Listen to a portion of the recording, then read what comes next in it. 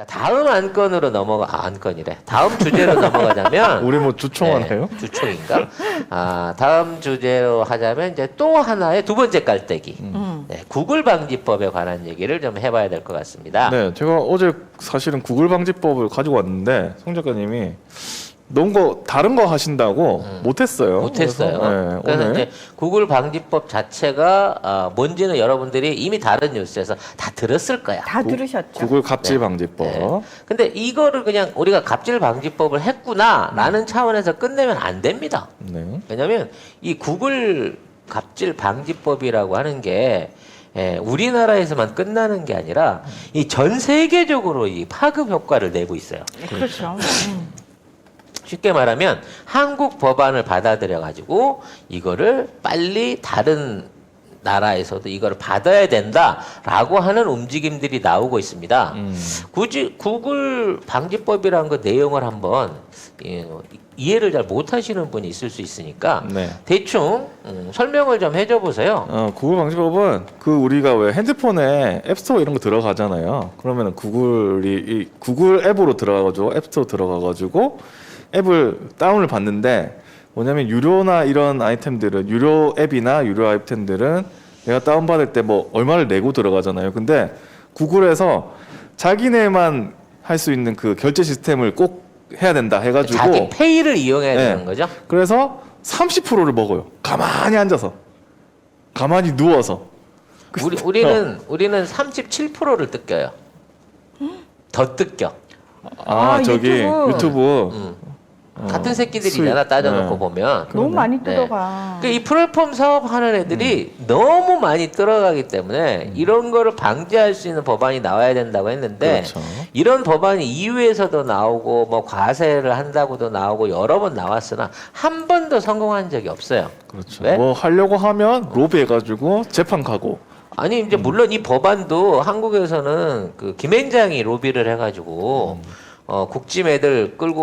국짐 애들 동원해가지고 이건 너무 졸속 처리다 연기해야 된다 이러면서 작년부터 계속 밀려왔던 법안인 거예요. 네. 근데 지금 이제 최근 들어 그 법안 표리 처결을 하면서 언론관계법 말고는 지금 다 통과가 되고 있거든요. 그렇죠. 언론중재법 말고는. 그러니까 얘들이 언론중재법 막는데 정신이 팔려가지고 다른 법안에 신경을 못 써요 지금. 사학법도 지금 개정됐고. 사업법도 개정돼 CCTV법도 통과됐고 맞아요. 막 이런 식이거든요. 수술시. 네. 근데 지금 왜 이 법이 우리나라에서 통과됐느냐라는 부분에서 이 첫 번째 그 의문점을 가져야 되는 겁니다.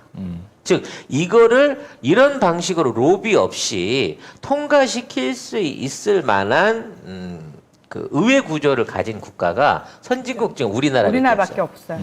즉 구글의 일종의 영향력이 이 결정을 좌지우지할 만큼 덜 미치는 데가 지금 대한민국밖에 없는 거예요.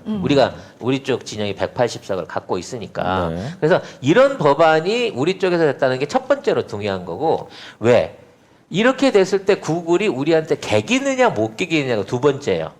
그래서 한국 기업이라든지 뭐 한국 쪽에 있는 거래를 중단하겠다. 내지는 페널티를 주겠다.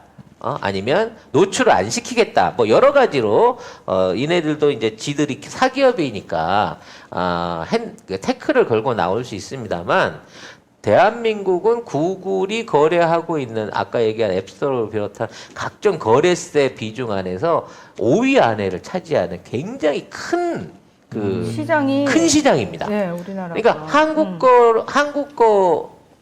한국 관련한 모든 콘텐츠 끊고 한국하고 거래 끊고 한국 관련된 기업들 앱스토어에서 빼라고 말하기에는 한국의 영향력이 너무 큰 거예요. 그렇죠. 그러니까 일단 얘네들도 너무 충격을 받은 거야. 그래서 일단 뭐 법을 준수하기 위한 준비를 하겠습니다라고 하는데 대놓고 이거를 고지고대로 받아들여서 저 그동안 30% 받았는데요. 한국이 그렇게 결정됐으니까 3%로 내리겠습니다. 이건 아니야. 그래서 나름대로 얘네들도 대책을 골머리를 짜고 있다는 거죠. 네. 자, 세 번째가 제일 중요한 포인트입니다. 송 작가만 해줄 수 있는 얘기. 이러한 법안을 밀어붙이려고 했을 때 미국의 행정부나 미국 의회가 관여를 하면 절대 이게 통과가 안 됩니다. 그래서 작년에 이 법안이 나왔을 때 통과가 안 된 이유는 트럼프가 이거를 강력하게 반대했기 때문이에요.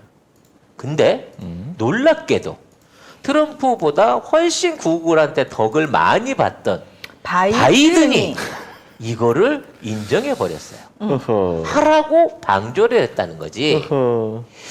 이건 말이죠. 구글 입장에서는 큰 배신입니다. 진짜 배신당했지. 왜냐하면은 작년에 미국 대선 혹시 기억하실지 모르겠지만 그 와중에 트럼프가 대선되는 걸 막기 위해서 구글부터 시작해가지고 미국의 빅테크 기업들이 전방위적으로 달라붙어가지고 트럼프를 쐈어요. 그리고 네. 엄청나게 많은 검색에서의 조작질, 그다음에 그 뉴스 포털 같은 거를 이용한 뭐 정보의 어떤 차별 이런 것들을 심하게 줘가지고 트럼프가 그것 때문에 아주 벼르고 있는 상황이거든요. 그렇죠. 그러니까 바이든 입장에서는 1등 공신인데 구글을 배신했네?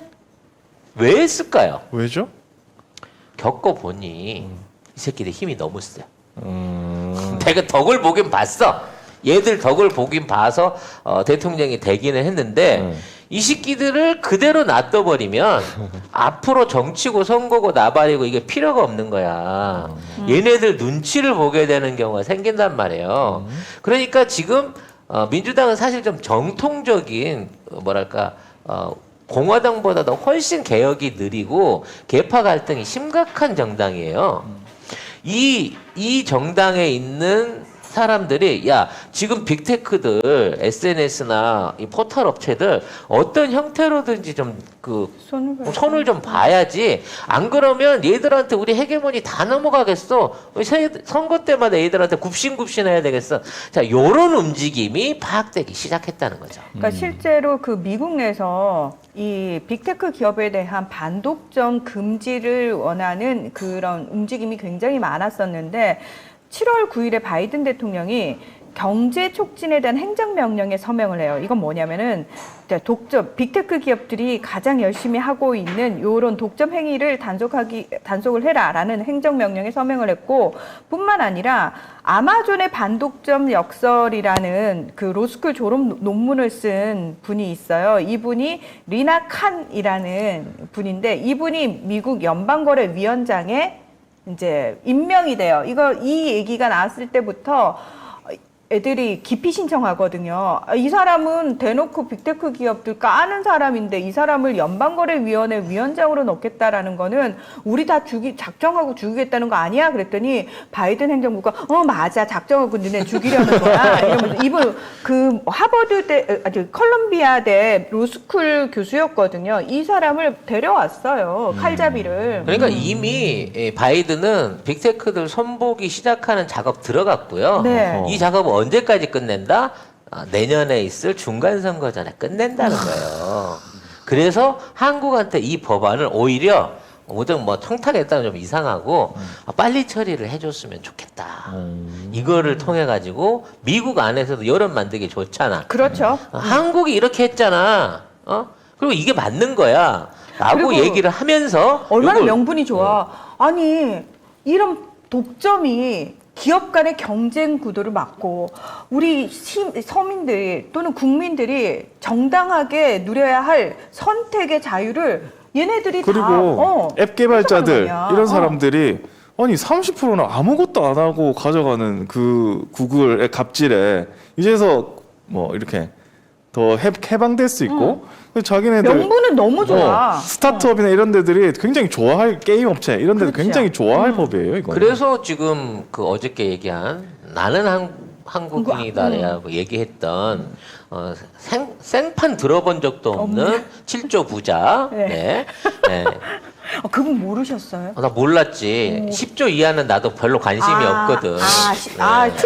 왜 10조를 못 모으셨어요? 그러니까. 예. 근데 걔가 뜬금없이 얘기하면서 한국이 정말 혁신적인 이런 걸 시작했다 그러면서 이게 바로 유럽에 적용하기 시작할 게 커요. 근데 이제 어찌됐거나 버틸 수는 있겠죠. 구글 입장에서 버틸 수는 있겠는데 이게 무시할 수 없는 한국이란 나라에서 시작돼가지고 미국이나 유럽으로 확산돼갖고 이러한 요구가 커진다고 하면 이 수익을 포기할 수밖에 없을 겁니다. 그러니까 다는 못 받더라도 30% 받던 걸 3, 4% 수준? 내지는 10% 미만으로 단계적으로 떨어뜨려야 할 거예요. 성작가 TV몰 일단 들어가시면은 이 선글라스 가격이 나와 있어요. 49,900원에 판매가 되고 있는데 128,000원짜리를 저희가 지금 싸게 팔고 있는 거거든요. 어디 가서 소문나면 안 되는 가격인 거고요. 네. 모델분이 직접 착용을 한 나비드라는 선글라스 제품이고요. 저는 얼굴에 단점이 많은 사람이잖아요. 특히 얼굴형 동그랗습니다. 게다가 광대 겁나 튀어나와 있어요. 어제 제가 이 선글라스 보면서 딱 그 생각했어요. 이거는 되게 괜찮다. 일단 가벼워요. 되게 가볍고 딱 꼈을 때 여러분 어때요? 저는 이 선글라스 사실 되게 마음에 들거든요. 요건 어때요?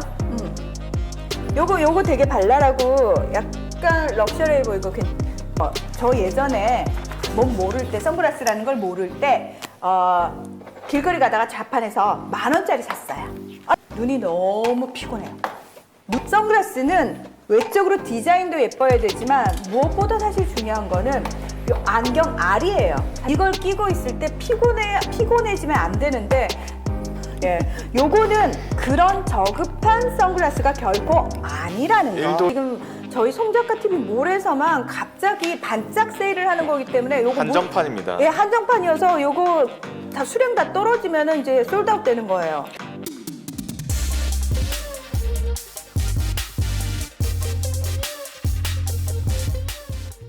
근데 유럽에서도 사실은 이 빅테크 기업들을 옥죄는 법안들이 몇 년 전부터 계속 나오고 있는 상황이었는데 트럼프 행정부 때는 왜 우리 기업들 옥죄 이러면서 거기에 그 대응하는 관세 때리고 막 이랬거든요. 그래서 그 디지털세를 일단 묶어놨어요. 그런데 이 디지털세는 묶었지만 또 유럽 각국이 어떤 그 세금을 만들었냐면 법안을 만들었냐면은 구글 같은 경우에 구글 검색을 하게 되면은 언론 관련 기사들이 쫙 뜨잖아요. 근데 문제는 구글이 자기네들 검색에 이 언론 기사들이 뜨지만 이 언론사들한테 비용을 지불하지 않았었거든요. 그런데 그 비용을 지불하게끔 법안을 만들었어요. 쉽게 말해서 이제 구글이 뉴스를 우리처럼 네이버처럼 퍼다가 사실 그걸로 검색 광고 지들이 받아먹고자 노출시키는 그렇죠. 거 아니야. 공짜로 그 돈 버는 거잖아요. 그렇죠. 이 외국에서는 이걸 못하게끔 만들었거든요. 우리도 그렇죠. 빨리 도입해야 돼.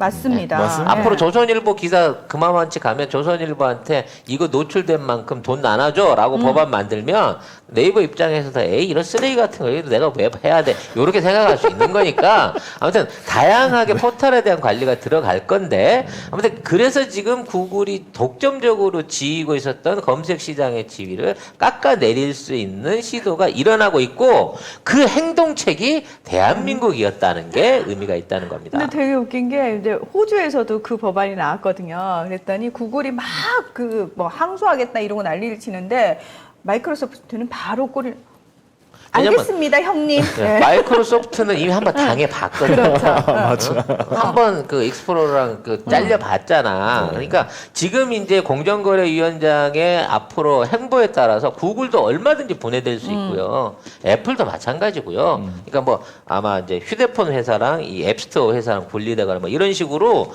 얼마든지 철퇴를 가할 수 있는 준비를 미국은 이미 하고 있고 이걸 피할 수 없을 거라는 거죠. 커봐. 그러니까 친기업적인 트럼프를 도울 생각을 하지.